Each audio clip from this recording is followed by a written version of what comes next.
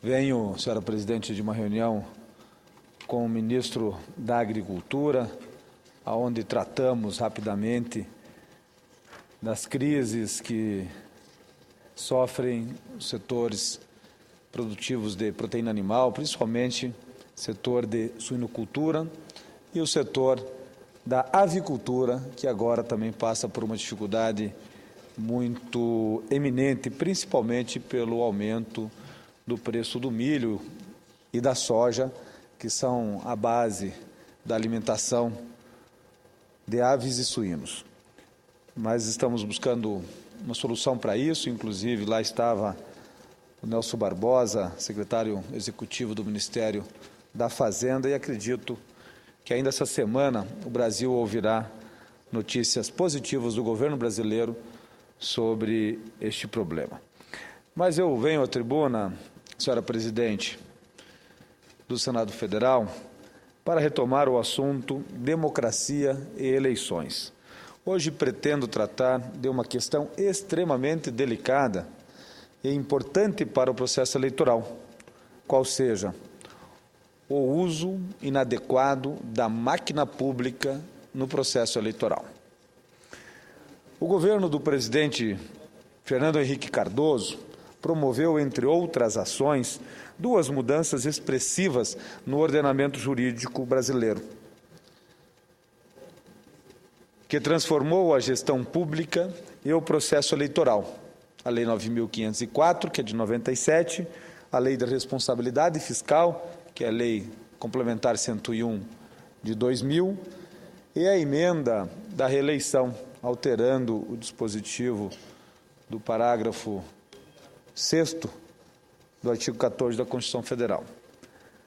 No que se refere à Lei de Responsabilidade Fiscal, entendo que se trata do maior legado do governo Fernando Henrique Cardoso. Sei da importância da estabilidade dos preços, mas ainda assim, creio que os benefícios produzidos na administração pública, em todas as esferas de poder, a partir da Lei da Responsabilidade Fiscal, representam um marco histórico na democracia brasileira. As limitações e os controles dos gastos impostos aos gestores municipais, estaduais e federais correspondem à maior evolução que já tivemos no que se refere ao combate ao uso inadequado da máquina pública. Afinal, vedações de gastos para exercícios futuros, ou seja, para o próximo mandato, que antes eram práticas corriqueiras e comprometiam as administrações seguintes, bem como a determinação explícita de que todas as despesas orçamentárias somente podem ser aprovadas quando é apontada a origem dos recursos, são exemplos da consolidação do sistema da gestão justo, racional e criterioso, cuja defesa do interesse público é primordial.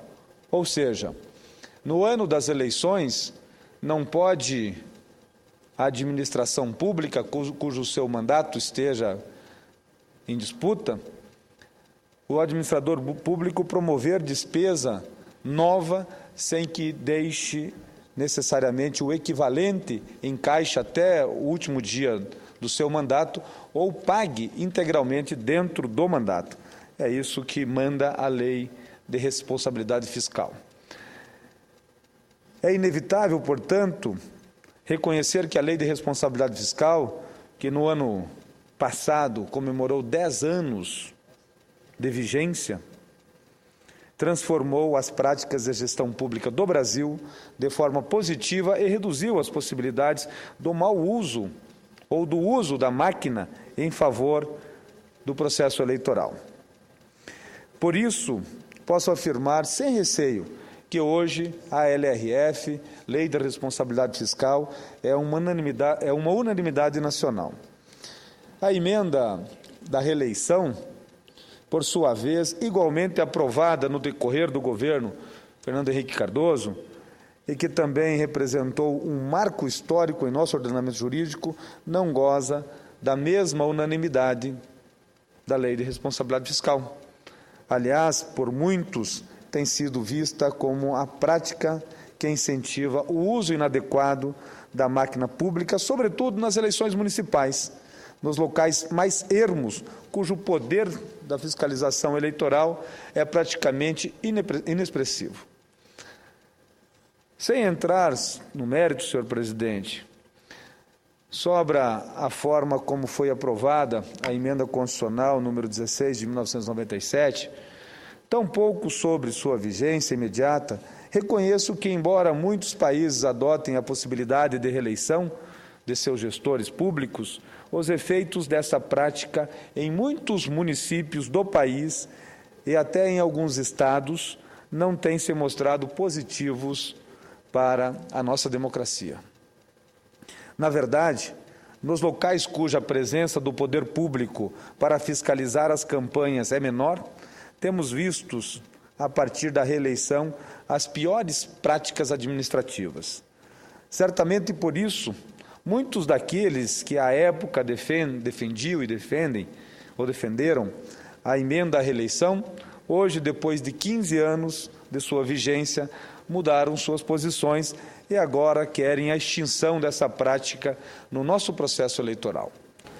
É assim, senhoras e senhores, Vossa Excelência, permite só cidadãos. interrupção rápida, deputado Sérgio, para anunciar a presença dos alunos do curso de Direito da Faculdade Guilherme Guimbala, do Estado de Santa Catarina, Joinville.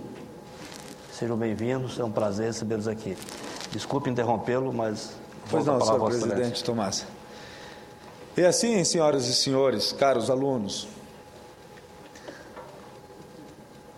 antes mesmo que o Congresso Nacional volte a debater o tema de reeleição, o que pode acontecer em breve ou não, é fundamental que todos os eleitores brasileiros que nessas eleições municipais exercitarão o seu direito de votar. Esse direito que está estatuído no artigo 1º da Constituição Federal, lá no parágrafo único, dizendo que todo o poder emana do povo, que o exerce através do voto, escolhendo os seus representantes ou diretamente quando, por exemplo, no caso de um plebiscito. Então, senhor presidente, a minha preocupação é que este direito de votar e nele estejam estatuído e todos estejam atentos à conduta dos candidatos e, sobretudo, aqueles que concorrem à reeleição. Aliás, cumpre ressaltar que o uso da máquina pública deve ser combatido e abolido em todas as suas formas de vida nacional, tanto para viabilizar reeleições quanto para incentivar a eleição ou de um sucessor de um eventual gestor público do Poder Executivo. Nós falamos e ouvimos muito no dia a dia falar de compra de votos, né? Compra de votos. É uma prática normal, tanto que veio uma legislação específica para tratar desse assunto, que é a alteração do artigo 40, acrescentando ao artigo 41A a lei eleitoral, a lei 9.504 de 97. Agora, vocês imaginem, se já é recriminado a compra de votos com o dinheiro do candidato, imagina utilizar o dinheiro da sociedade, o dinheiro da prefeitura, o dinheiro do Estado, o dinheiro da União, mas o dinheiro do povo para comprar o voto dele mesmo. A minha preocupação neste campo da reeleição, do uso da máquina pública em favor de candidatos, é gigante, senhor presidente. Eu tenho percebido, por onde passo, em municípios do meu estado e até mesmo fora do meu estado, o estado do Paraná, mas principalmente no meu estado, que há evidente uso da máquina pública em favor das campanhas eleitorais. E eu tenho incentivado diuturnamente aos concorrentes que estão na oposição da reeleição, que busquem a solução jurídica adequada, que vá ao Ministério Público, que forme uma base de direito, uma base de advogados, para tentar coibir isso, porque nós não podemos admitir o gasto inadequado do recurso público e ainda muito mais o uso abusado para incentivar ou para manipular o voto do eleitor em detrimento dele próprio no futuro. Porque nós estamos falando da manutenção no poder daquele que tem feito uma gestão de forma equivocada ou inadequada para a sociedade. E fatos como esses definitivamente me preocupam muito, porque meu Paraná é um estado muito rico, tem regiões estagnadas, tem regiões pobres, e normalmente nessas regiões estagnadas ou subdesenvolvidas é onde há uma prática cotidiana de eleições atrás de eleições, onde se usam a máquina pública em favor do pleito eleitoral, em favor dos seus candidatos, e isso é o resultado da estagnação daquelas regiões, porque se tivessem escolhido gestores públicos, não todos, é claro, né, mas na sua maioria, preocupados com a sociedade, com o seu município, as regiões seriam um pouco diferentes, porque o estado como um todo é um só. Climas, solo, altitude, pouco varia.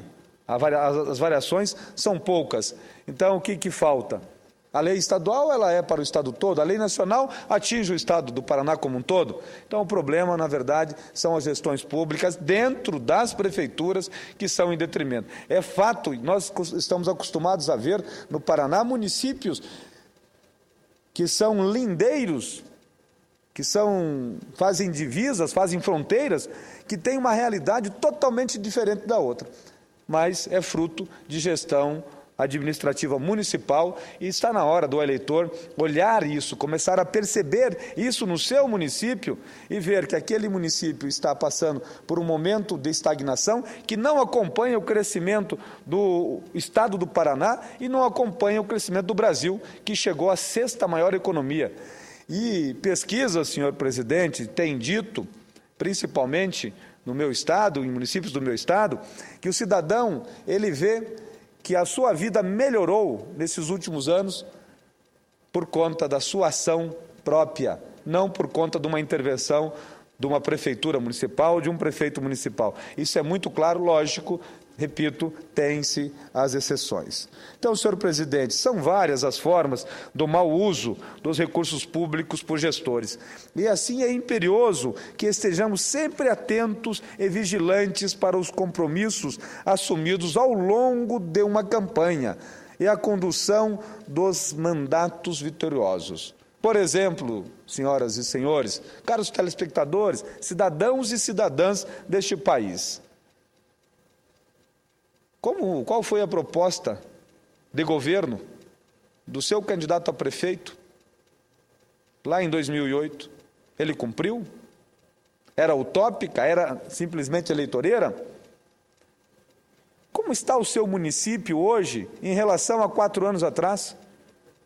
As arrecadações dos seus municípios melhoraram. Temos certeza disso. E você tem esse acesso hoje na página do Tribunal de Contas do seu estado, na página eletrônica do seu município. É só comparar como a arrecadação melhorou. Se a arrecadação melhorou, o seu município também melhorou?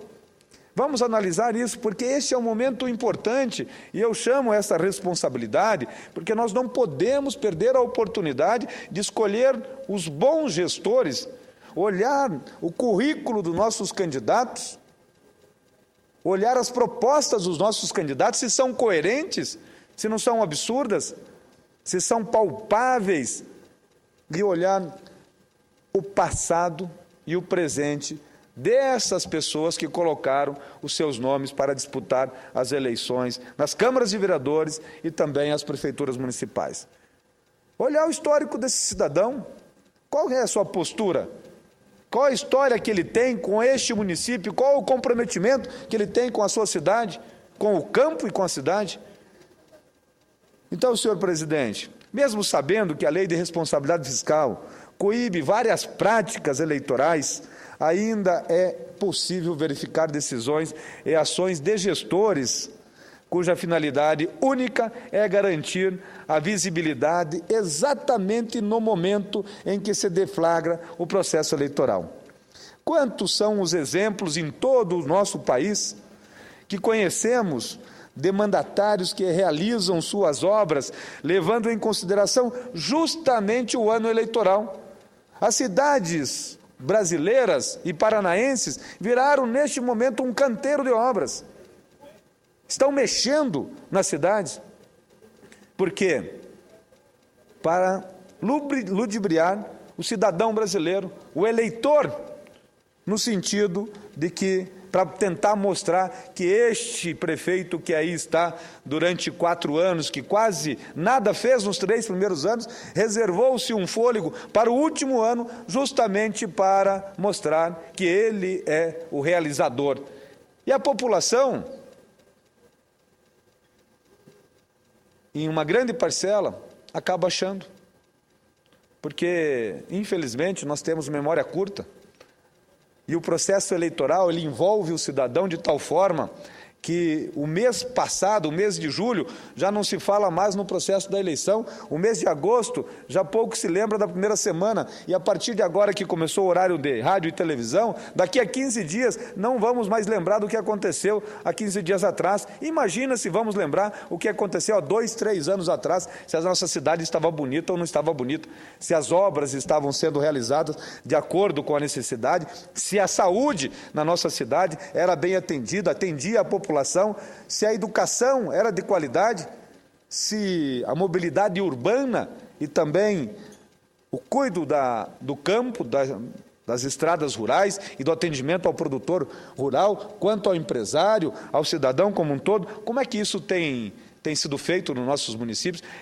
Tenho certeza que na grande maioria dos municípios brasileiros, a realidade há um ano atrás era diferente da realidade que é hoje, porque hoje os municípios estão enxergando um verdadeiro canteiro de obras nos seus municípios e o eleitor está observando isso. Espero que o eleitor observe isso como um avanço para a qualidade do seu município, mas principalmente ele tem um cunho eleitoreiro e este gestor não tem compromisso com o futuro do seu município, porque ele está fazendo agora isso tudo, inclusive endividando, comprometendo as contas do município para o futuro, mas justamente para ser ou para continuar gestor e, nesse sentido, manter o poder. Senhor presidente, ações como essas, se o eleitor não souber escolher bem o seu representante, isso repercutirá em empregos gerados e propaganda que determinará a corrente política num momento estratégico, muitas vezes em detrimento do bem-estar de toda a população ao longo dos primeiros anos do mandato. Outra prática corriqueira e que também merece o nosso repúdio e o repúdio dos eleitores, dos cidadãos brasileiros, corresponde à contratação de pessoal pela administração com interesse diverso da verdadeira necessidade do município. Nesses casos, além dos custos para o erário que tais funcionários acarretam em geral, estamos diante de um absurdo ainda maior, qual seja a contratação de cabos eleitorais pagos com o dinheiro público.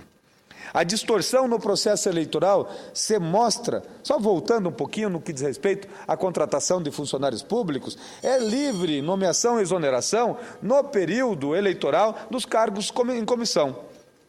No entanto, neste período eleitoral, normalmente a máquina pública se incha preenchendo todos os cargos em comissão para que trabalhem em campanha, inclusive promovendo alguns funcionários de carreira e dando a ele licença qualquer, permitido, claro, por lei, para que o cidadão vá trabalhar obrigatoriamente na campanha daquele que vai à reeleição.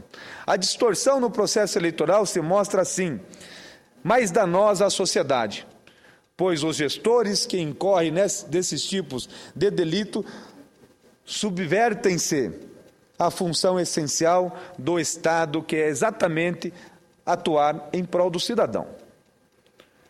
É absolutamente essencial para qualquer sociedade evolutiva algo que temos almejados, qual seja extinta qualquer possibilidade de uso particular do bem público. O que se busca num processo eleitoral, senhor presidente Tomás Correia, é o equilíbrio do pleito.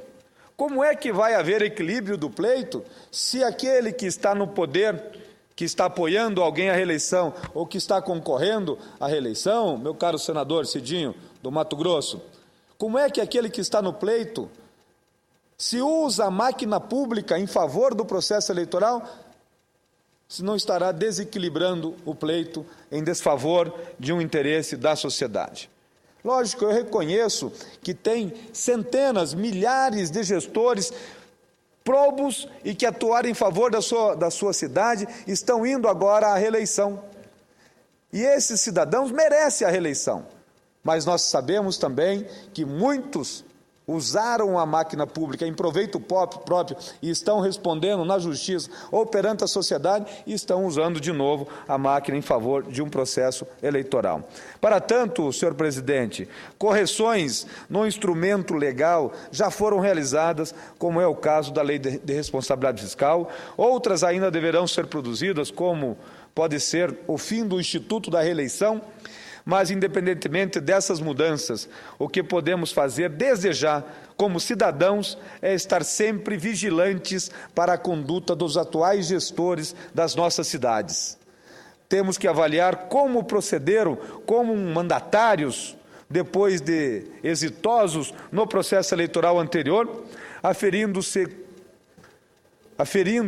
cumpriram efetivamente os compromissos assumidos em suas campanhas e ainda como estão se portando durante o processo eleitoral, se estão usando a máquina pública ou não em proveito da sua campanha. Nos casos em que são candidatos à reeleição, é fundamental, senhor presidente, avaliar como estão usando a máquina pública, repito, se no interesse do bem comum ou apenas para a autopromoção, exatamente no momento do pleito.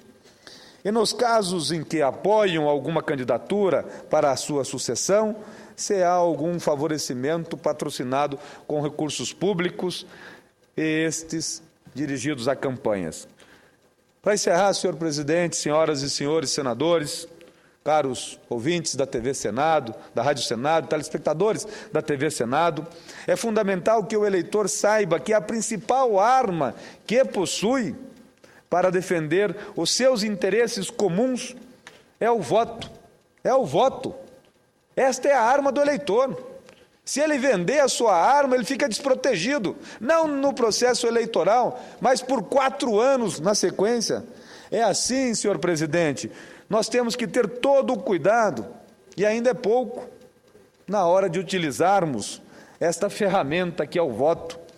Estejamos sempre atentos ao uso indevido da máquina pública, afinal, como eleitores que somos, todos, os verdadeiros donos do nosso destino, somos nós mesmos, eleitores. E nós vamos responder efetivamente por nossos atos, porque o próximo gestor do seu município, ele vai governar da mesma forma como ele conduziu o processo eleitoral. Não tenham dúvidas disso.